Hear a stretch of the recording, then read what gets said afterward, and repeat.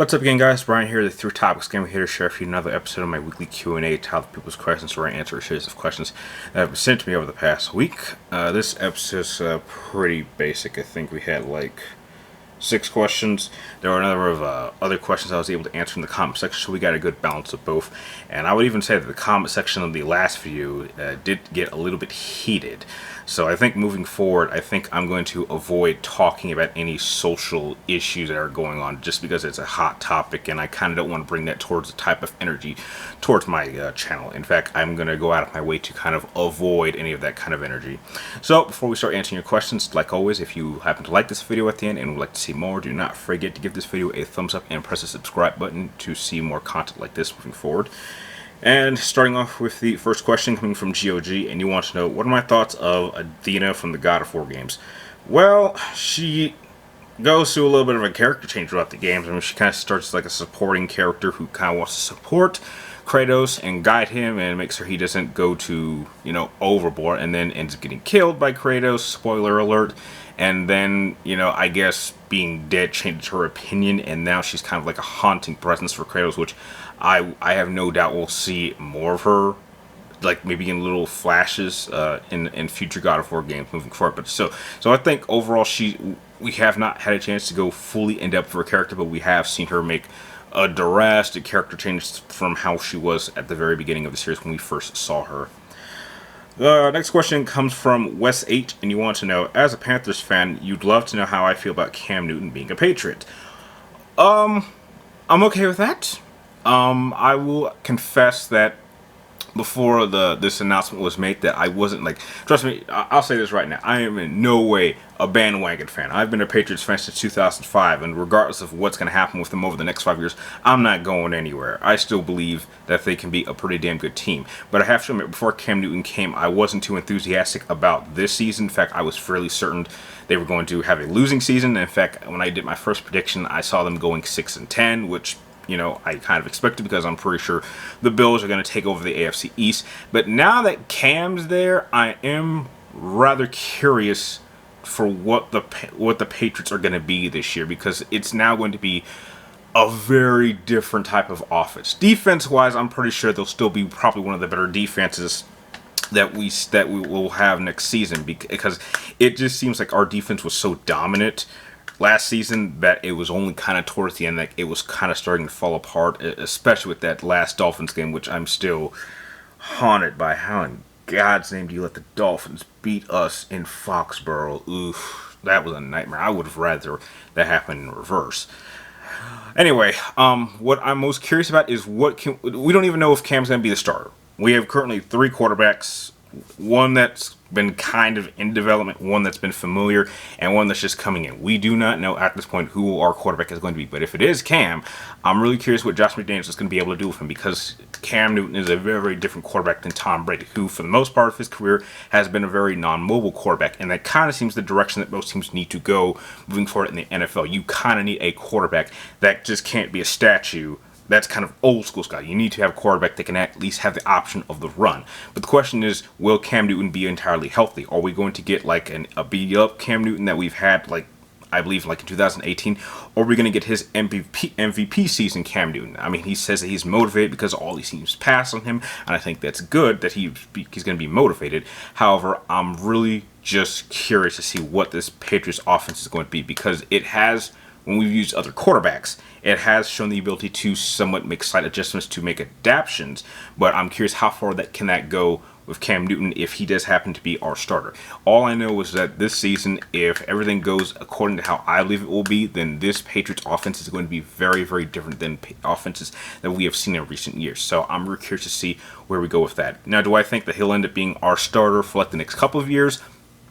I don't know. He's only signed a 1-year contract, so we'll see. But before his signing, I wasn't interested at all, and now I think there's some hope. I still think the Bills are probably going to take the AFC East, but I think there's at least a chance that the Patriots could end up getting into the playoffs in a wild card spot just to get knocked out in the first round. And if they do manage to pull that off, that would be probably the highest expectations I would have for my Patriots going forward. I think it'll be a good 3 or 4 years before I would see them as being semi-dominant as they've been over the past 20 years. But heck, those are just my thoughts on the whole situation. But I am really fascinated to see what the season gives us.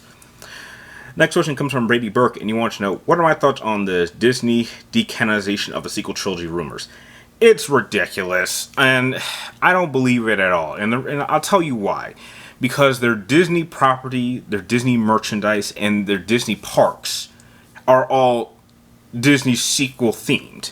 So it makes no sense to try to decanonize them when that's pretty much all they've been pushing over the last number of years. I mean, it's not like they're going to go back to these Disney Star Wars Galaxy parks and redesign them so that they incorporate more prequel original content. That was never their focus. Their focus has been entirely on the sequel generation, and I just don't see them getting rid of that. Now, mind you, if those parks were a bit more balanced between the three, then I can see them doing that. But the fact that they are all sequel focused doesn't make sense to try to decanonize them now. So, yeah, take it as you will. Next question comes from Shaheem Grimes Goku-san. He wants to know, have I ever played a Grand Theft Auto game? And if so, what is my favorite? I have played a few of them. I can't really say I'm too fond of them. Like, I know I've played, let's see, I've played Vice City, Liberty City Stories, I think Vice City Stories. I've played San Andreas, and I've played 5. But I don't really have a favorite because I'm not really too fond of the Grand Theft Auto franchise. I mean, I've played it, and I've beaten them, but it's like kind of one of those games, like, once I'm done with it, I don't really feel a need to go back and play it again. So, yeah, have I played Grand Theft Auto? Yeah. Would I call myself a fan of this series? Not really, so therefore, I don't really have a favorite entry of Grand Theft Auto game. Next question comes from Spartan3636. He wanted to know, which fight with Sephiroth is harder, Kingdom Hearts 1 or Kingdom Hearts 2? Ooh.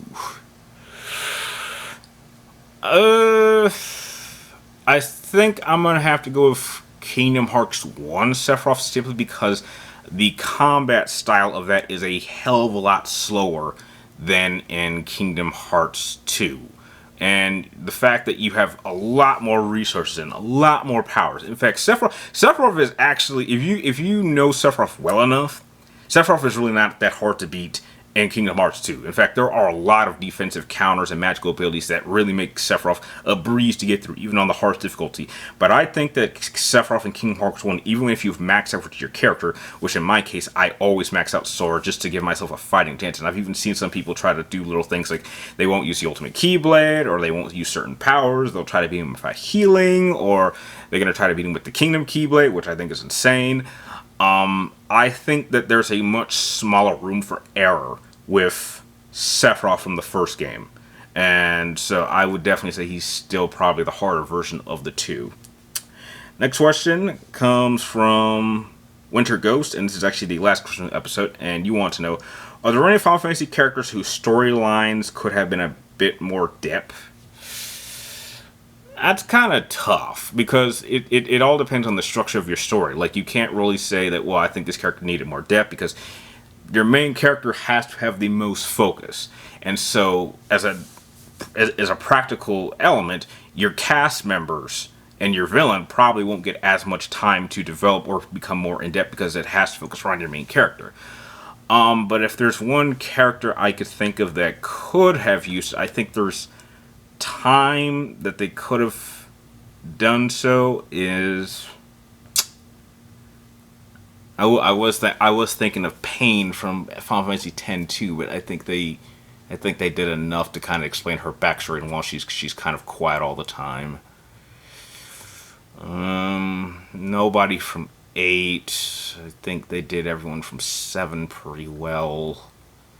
And then when I go to 6, the problem with 6 has too many characters. You could never really go in depth with any one character too much.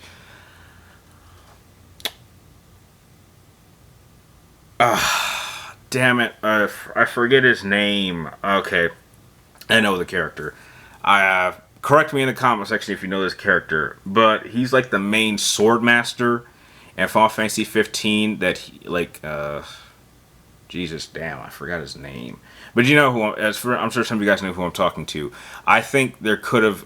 I think it would have been nice to have maybe get DLC play as his character. I think it would have been nice, and maybe see some flashbacks of him fighting alongside Noctis's father. I think something like that really would have been nice. I mean, you don't really get to know too much about Noctis's father when he was younger, or what he did growing up, but I think just going a little bit in depth, or at least see a glimpse of that, would have been a nice touch, especially since they had all these DLC contents going over each individual characters and what they were doing at certain times. I think it would have been nice to have just one more, but that probably won't happen. So that pretty much those are all the main questions that were sent to me for this particular episode. I'd like to thank everyone that sent in your questions that I happened to answer either in the video for this one or in the comment section of the last video. If you guys have any more questions you'd like me to answer, make sure you do type them in the comments down below, but make sure they get them into me before Wednesday around noon, before I start filming the next episode. And like always, thank you guys for watching. You're awesome, and I will see you next week.